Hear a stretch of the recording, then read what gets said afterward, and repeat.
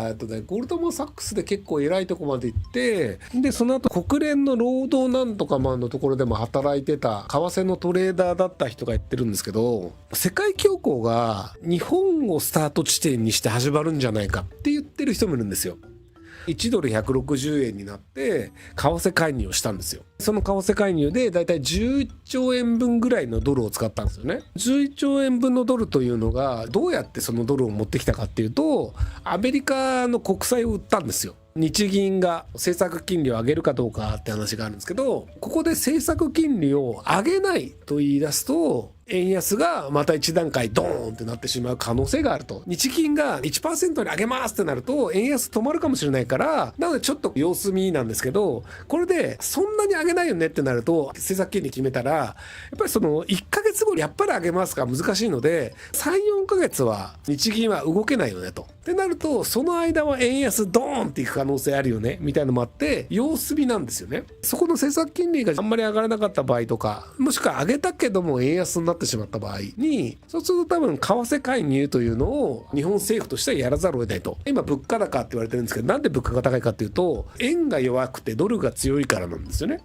実はドルもそんなに強くなくてユーロに比べたら下がってるんですけど、なのでそこでじゃあ為替介入しますってなると、日本政府というのはアメリカの国債を売ることでそのドルで円を買うという、ドルの国債を売って円を買うというのを為替介入としてやってるんですけど、でドルの国債を売るとドルの国債の価値が下がるんですよ。でこれを1ヶ月に1回やり続けるとしたらバカバカ下がってくるんですよ。1ヶ月150円になっちゃったから、次もじゃあまた1ヶ月ごとに為替介入しますとなると、毎月11兆円分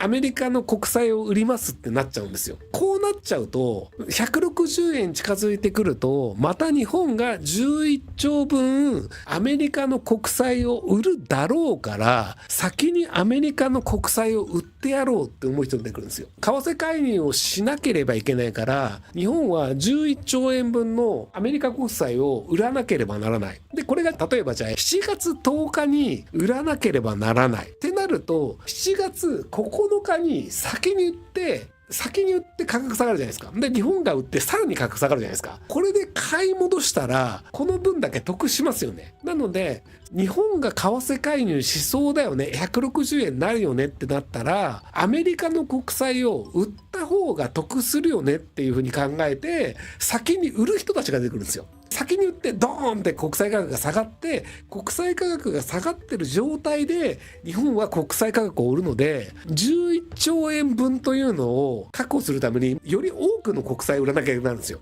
でより多くの国債を売るとまた価格が下がると。でここの時点で売ったやつはこの分というのを買い直せば、ここで売ってここで買い直すからプラマイゼロなんですけど、この差額もらえるんですよ。空売りという証だったり、もともと国債持ってる人が売って買い直すのもいいんですけどっていうのが起こるので、なので国債を定期的に売るというのを日本がやりだしたらまずいよねというのは、アメリカの財務長官のベッセンさんもあんまりやりすぎんなよっていうのを言ってると。っていうのがあるんですけど、でもそうは言ってももう1ドル160円になったら知らんがなって為替介入を日本政府はやるってなっちゃうと、日本を中心として世界大公共になる。要するに毎月11兆円分ずつアメリカ国債売るってなると先回りして売られちゃうから、もう100兆円分売りますドーンって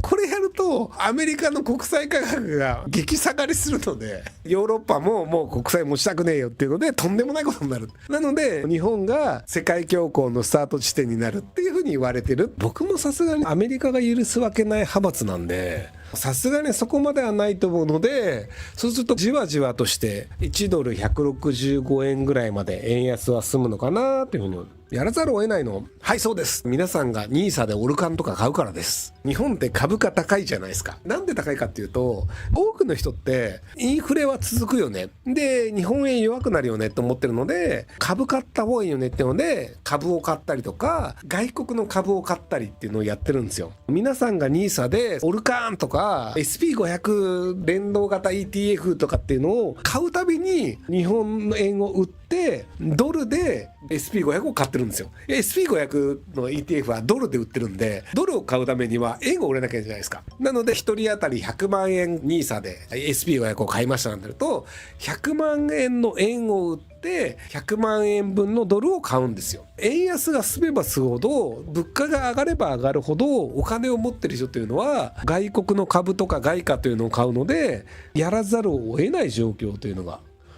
お金が足りないならすればいいじゃんっていうのはある種正しくて、すり続けますと。例えばじゃあ僕が5000兆円っていうのを吸って、5000兆円だからフォードっていう自動車会社にアメリカの車くれよって言って1兆円を受け取ったとして、でフォードの人は1兆円分の車を渡したとしても、日本から1兆円分のもの欲しいよねってならなかったら、1兆円いらないよねってなっちゃうんですよ。トヨタの車が欲しいだったら、トヨタの車が1億円ぐらい欲しいよねってなると、じゃあ1億円は受け取ってもいいけど1兆円は受け取りたくないよねってなるんですよ。ちなみに1億円っていうのが100万ドルなんですけど、じゃあ1兆円を100万ドルと交換しようってなるんですよ。なのでフォードとしては1兆円札を受け取ります。その代わりに100万ドルを渡します。僕は別に1兆円吸っただけだから100万ドルやったーってなるんですけど、そうすると100万ドルイコール1兆円になるんですよ。1